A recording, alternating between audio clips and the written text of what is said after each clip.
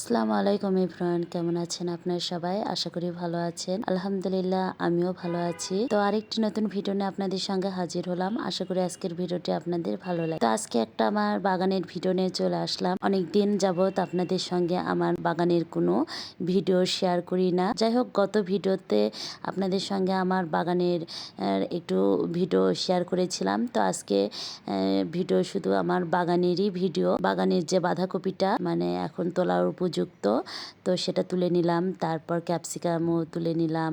তারপরে এদিকে অনেকগুলো স্ট্রবেরি পেকে গিয়েছে, সেগুলোও তুলে নিলাম। এর আগেও কিন্তু বেশ কয়েকবার স্ট্রবেরি আমি তুলেছি, আর সেগুলো ভিডিও তেমন করা হয়নি। তো আজকে একটা ফুল ভিডিওই করলাম বাগানের। তারপর আলহামদুলিল্লাহ অনেক কাঁচামরিচ খেয়েছি এবার বাগান থেকে। আর আরও ধরেছে, যত মানে কাঁচামরিচ তুলি এদিকে আরও ধরতেই থাকে। এখনও গাছে অনেক ফুল এসেছে, আলহামদুলিল্লাহ আলহামদুলিল্লাহ। আর এইদিকে তো টমেটো তো বেশ ভালো ফলন হয়েছে।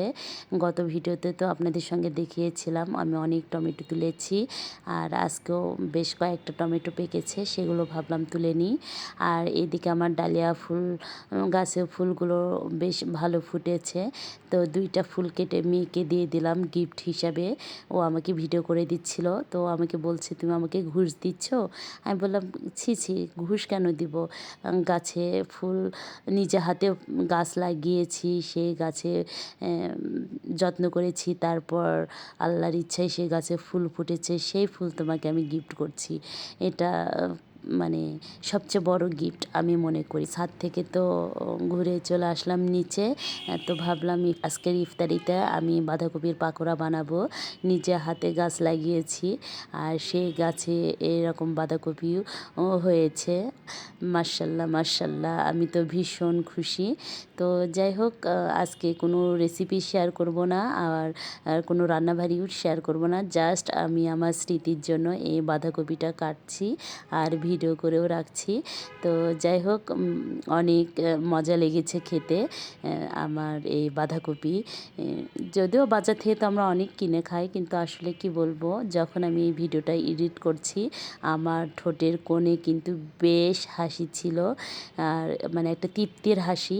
তো যাই হোক, আমি আমার জন্য একটু বাঁধাকপি রাখলাম, আর একটুখানি রাখলাম আম্মুর জন্য। আম্মুকে দিব। আমার ছোটো ভাইটা বাঁধাকপি পাকোড়া খেতে খুবই পছন্দ করে। আসলে আমি নিজে বানিয়ে দিতাম, কিন্তু ইফতারির সময় তো যাওয়া সম্ভব না, আর এ ধরনের পাকোড়া কিন্তু গরম গরম খেতেই মজা। তো ভাবলাম আম্মুকে এরকম মানে কেটেই দেব, আম্মু ওকে বানিয়ে দিবে। তো যাই হোক, আম্মুর জন্য 2 ফালি রাখলাম, আর 2 ফালি আমার জন্য রেখে দিলাম, আর কেটেও রেখে দিলাম যে সব গোছানো থাক, শুধু ইফতারির সময় ভাজবো। তো যাই হোক, আজকের ভিডিও এ পর্যন্ত। ভিডিওগুলো যদি ভালো লেগে থাকে তো প্লিজ আমার ভিডিওতে একটি লাইক দিবেন, আর নতুন কেউ যদি দেখে থাকেন তো আমার চ্যানেলটা প্লিজ সাবস্ক্রাইব করবেন।